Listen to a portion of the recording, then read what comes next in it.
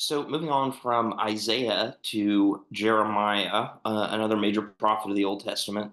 So Jeremiah is unique because it is situated a little more specifically um, in a particular time and place than Isaiah was. So Jeremiah, we might think of it as a survival manual for a splintered community. So remember the exile. That's kind of the Babylonian exile. That's sort of the hinge point in a lot of what we read in the Old Testament after the Pentateuch. So Jeremiah is all about kind of coming to terms with and moving beyond the destruction and invasions of the homeland. So Jeremiah himself was a prophet. Um, if you can imagine the timeline, shortly before the exile and in the invasion and siege of Jerusalem, during it, and slightly after. So his lifetime was this time of great turmoil. So there's this upheaval, factions and revolts and theological uneasiness. Where do we find God in this picture? And different nations kind of coming in and out. And it was just a time of great upheaval. So, a little bit of a timeline and outline here. So, chapters 1 through 38 are before the exile. So, this is also a time of great upheaval and turmoil. So, Jeremiah has these warnings in the first 38 chapters, warnings that the exile is going to come because of the people's unfaithfulness, because of injustice, because of idolatry, and he's pleading constantly, repent. And actually, he's saying, well, maybe we just need to kind of give in to Babylon, the those who will invade, rather than resist them. So, chapter 39 is the siege and the fall of Jerusalem. Chapters 40 through 44, the deportations. Some are left, we know, some are left, some are taken. Jeremiah himself is left behind, but later taken to Egypt against his will. This is where I mean all these different nations are kind of coming in, and um, there's a lot going on, basically. And then chapters 45 through 52, Jeremiah encourages those in exile, perhaps a little surprisingly, to settle in and to seek peace. Um, you're going to live here for a while. You might as well live well as you can. So, a little more content on Jeremiah. Jeremiah himself is this prophet. We read about his calling in chapter 1. He's a real person, and also is a little bit of a his life itself is kind of a metaphor for Israel as a whole. Because whatever happens to Jeremiah tends to happen to the people. Um, he's he's exiled. He narrowly escapes death. He just barely squeaks it out by the skin of his teeth.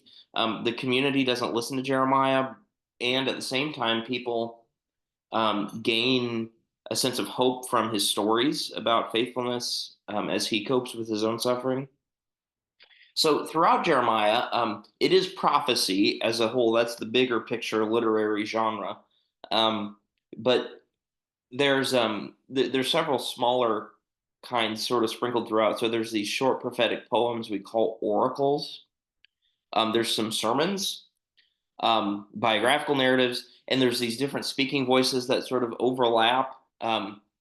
It's not just the prophet Jeremiah sat down one day and started writing. It's about Jeremiah's life. It's about Israel in the time of Jeremiah's life and what he was dealing with. And so there's actually several different voices which make up Jeremiah. Um, and we might think of it less as like these competing voices and more like a symphony of folks trying to understand and deal with what's going on in their world. And then some theological concerns.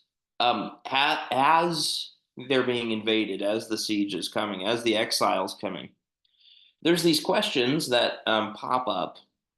Has God forgotten his people? Right? I mean, why do bad things happen to good people? Right? Now, were they good people? I don't know. But how could God allow this? Right? I mean, these are things that we still ask today when there's tragedy. Um, was the God of Israel powerless to the supposed Babylonian gods. Israel, were we set up to fail? And then Jeremiah is here defending God from this charge of injustice or weakness, trying to explain the catastrophe of the nation's exile not as God's weakness, but as a result of human sin. You do bad things, you end up in bad situations. Not, it's somewhere in between bad luck and God is punishing. It's actively punishing. It's sort of like, if I cross the road without looking both ways, I'm putting myself in danger, right? That's not God punishing me, but God has tried to teach me the right way to cross the road, and bad choices sometimes lead to bad results. So Israel fails. Some more themes. Israel fails to listen to the words of true prophets like Jeremiah. They listen to the wrong people, and perhaps surprisingly, um, again, treat your captors well. Pray for them. Settle down here. There's those lines from chapter 29. Um, Plant gardens and have children and get married. Build a house here. You're going to be here for a while. And finally, bigger pictures, hope comes on God's terms, not on human ones. And so that requires a certain waiting on God. God's grand plan for the universe is bigger than one person, bigger than one generation. And finally, obedience, even in difficult times, is possible. So um, the the I guess big theme is God does not give up on His covenant, right? Remember, way back to Abraham, you are my people. I'm going to give you descendants as numerous as the stars and land as far as the eye can see. God does not give up on that covenant, even in tough situations. Now, God might reframe the covenant, or perhaps the people understand the covenant in a different way when they're taken away from their homeland. But God does not give up on His promises. So, a lot to that, but that's Jeremiah.